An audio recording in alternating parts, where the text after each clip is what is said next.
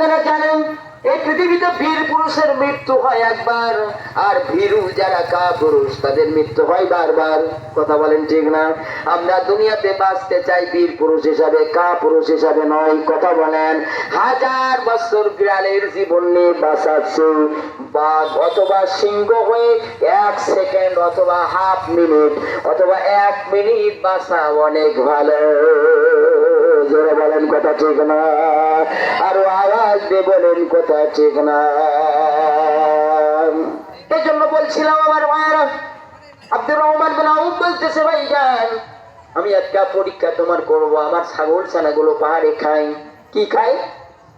সবাই বলেন ছাগল ছানা মানে বাচ্চা। ছানা মানে কি? ওই যে ছাগলের দল, ছাগল ছানাগুলো পাহাড়ের দিকে খায়। একটা ছাগলের বাচ্চা যদি তুমি আমাকে ধরে দেখাতে পারো, তুমি কত বড় বীর পুরুষ, এখান থেকেই তোমাকে আমি বলে দিতে পারবো যে তোমার পক্ষে আল্লাহ রাসূলের মাথা কাটা সম্ভব না ইম্পসিবল, সম্ভব নয়। এখান থেকে আমি তোমাকে ডিক্লেয়ার দিতে পারবো। সুবহানাল্লাহ বলেন। আজও আপনারা জানেন মা বোনেরা, আমার প্রাণের ভাইয়েরা, বন্ধুগণ, ছাগলের বাচ্চা যদি ছাগলের মার কাছে থাকে, এ পাশ দিয়ে ধরতে গেলে ছাগলের বাচ্চা আবার ও পাশে যায়, ও পাশে দাঁড়াইলে আবার এই পাশে যায়, ওই পাশে গেলে আবার ওই পাশে যায়, সামনে গেলে পিছনে, পিছনে গেলে সামনে। এই ট্র্যাডিশন আজও পর্যন্ত ছাগল ছানার মধ্যে বিদ্যমান।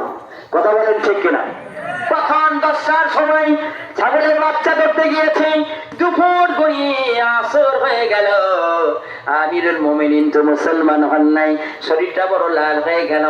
এরপরে পদন্য মুবারক নিয়ে মলিন মুখটা নিয়ে যখন আব্দুর রহমান বিন আউফের কাছে ফিরে আসলো, ডাকতে বললো, ভাইজান ছাগলের ছানা কই? সুবহানাল্লাহ বলেন। তুমি না বীর পুরুষ, তুমি না যুদ্ধাবাজ, তোমার দেখে কে না বাড়ায়?